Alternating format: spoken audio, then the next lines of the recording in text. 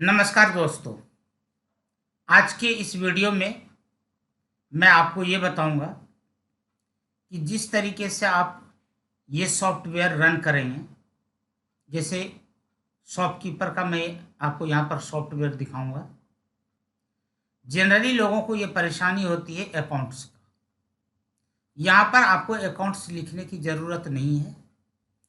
आप सिंपली जैसे cell purchase करते हैं उसी तरीके से आप सेल परचेज करेंगे और यहाँ पर आपको यह सॉफ्टवेयर अपने आप journal, trial balance, balance sheet सब कुछ निकाल करके दिखाएगा।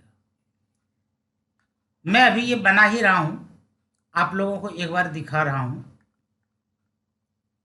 इसमें थोड़ा वक्त जरूर लगेगा। सबसे पहले मैं इस सॉफ्टवेयर को रन करके दिखा रहा हूँ। सबसे पहले मैं यहाँ पर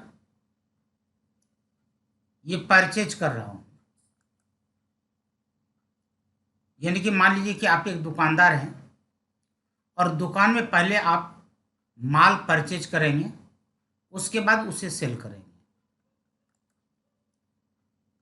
यहाँ पर ये आपका अकाउंट खुल गया। इसका नाम मैंने दिया है इस फॉर्म का परचेज काउंटर। ये आपका परचेज काउंटर है। इसका स्क्रीन ये है। यहाँ पर आपने बिल नंबर डाला, उसके बाद यहाँ पर डेट कि किस डेट को आपने माल परचेज किया है, जो माल आपका आया है उस बिल में कौन सा डेट है वो डेट डाले।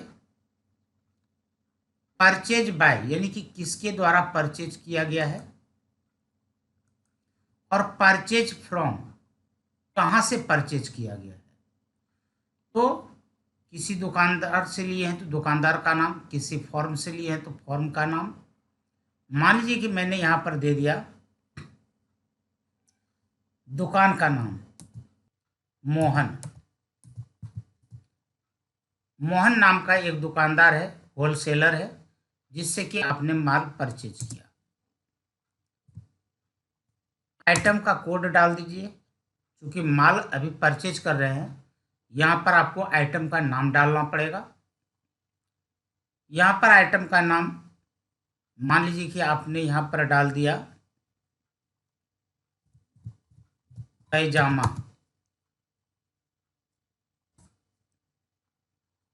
रेट यहाँ पर 500, क्वांटिटी 100 पीस, 50,000 रुपीज हो गया।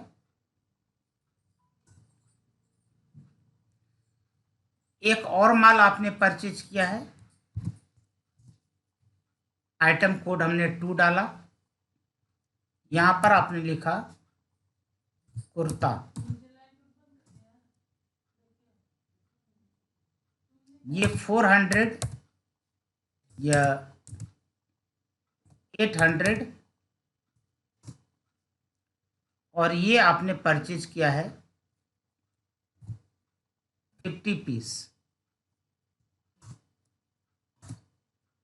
टोटल 90,000 रुपीज हो गए। अब जब दुकानदार से आपने माल परचेज किया तो दुकानदार को यहाँ पर आपने 50,000 रुपीज पे किया।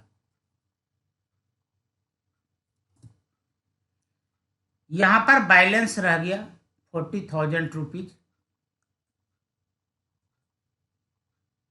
यहाँ पर 50,000 रुपीज आपने कैश पेमेंट किया है, बैलेंस यहाँ पर 40,000 रुपीज है और आपने इसे सेव कर दिया। यहाँ पर नीचे देख सकते हैं कि यहाँ पर साथ के साथ जर्नल लिखा गया। ये समझ में आ गया। अब इसी तरीके से अब मैं सेल काउंटर में जा रहा हूँ। सेल काउंटर में आप गए और सेल काउंटर में आपने अपने सामान को बेचा। तो यहां पर मैं जा रहा हूं सेल काउंटर में। फॉर्मेट दोनों का सेम है।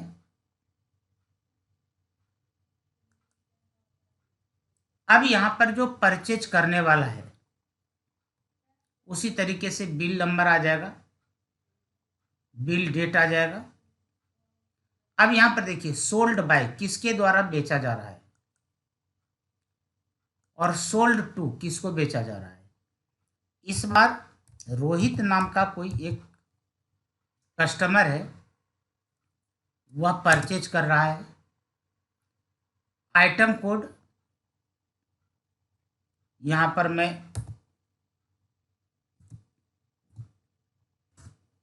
6 डाल रहा हूं। यहां पर कॉस्ट 500 रुपीज, रेट 10 पीस आपने बेचा, 5000 रुपीज हुआ। उसके बाद यहां पर इसने दूसरा आइटम भी खरीदा, धोती। ये 400 रुपीज के रेट से है। ये भी 10 पीस इसने लिया। उसके बाद टॉवेल इसने परचेज किया।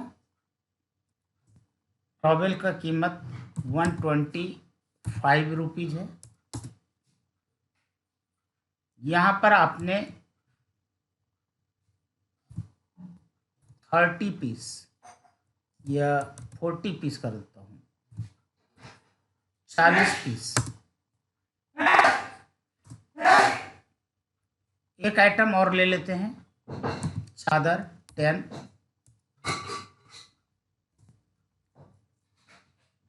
ये 1000 रुपये का एक पीस है और आपने यहाँ पर 11 पीस सेल किए, तो टोटल यहाँ पर 25,000 रुपये हो गए। अब यहाँ पर 25,000 में अगले ने 20,000 रुपया कैश जमा कराया और 5,000 रुपीज बैलेंस रह गए। दुकानदार ने सेल कर दिया। अब यहां पर देखिए सेल परचेज जो भी हुआ, कल को आपको इसका जर्नल निकालना है। यहां से बाहर निकलते हैं।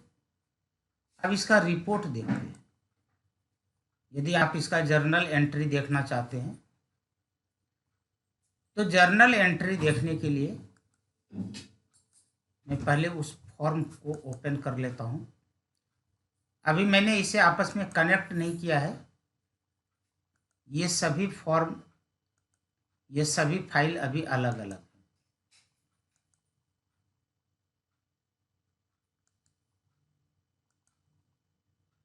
अब ये आप देख सकते हैं यहां पर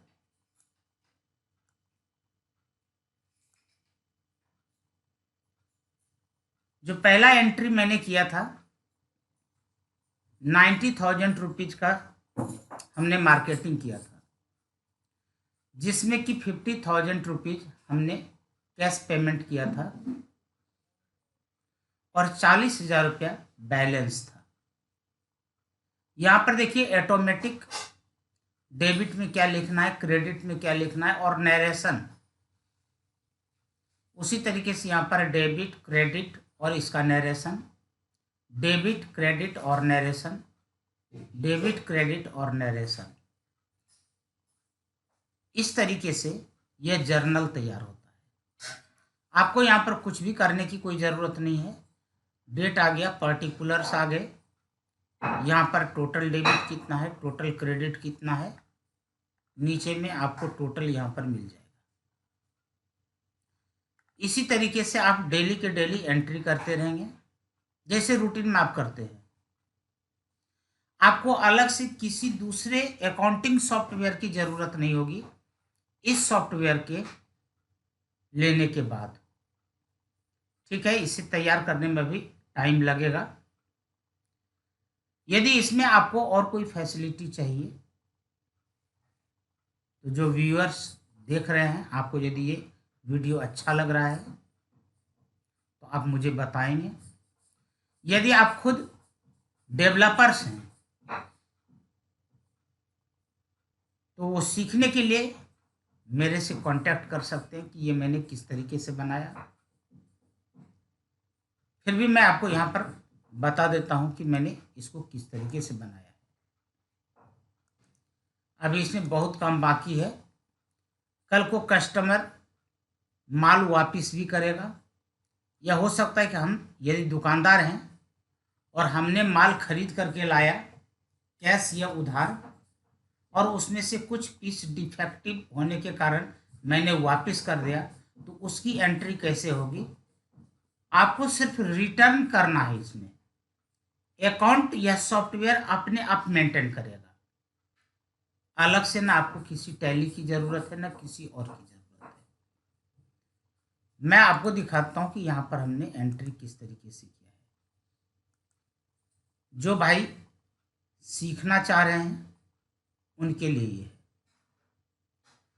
और ये छोटे दुकानदार हों या बड़े दुकानदार हों, रोजमर्रा का जो छोटे मोटे कोई बिजनेस करते हैं सभी ये यूज कर सकते हैं। मैं उसी हिसाब से बना रहा हूं, सिंपल, इजी टू हैंडल। अब यहां पर मान लीजिए कि माल रिटर्न होगा तो उसके लिए मैंने बनाया है। यहां पर बिका हुआ माल वापस हो रहा है तो उसके लिए ये फाइल मैंने बनाया है। तो मैं आपको एक दिखा देता हूं, आइटम एंट्री।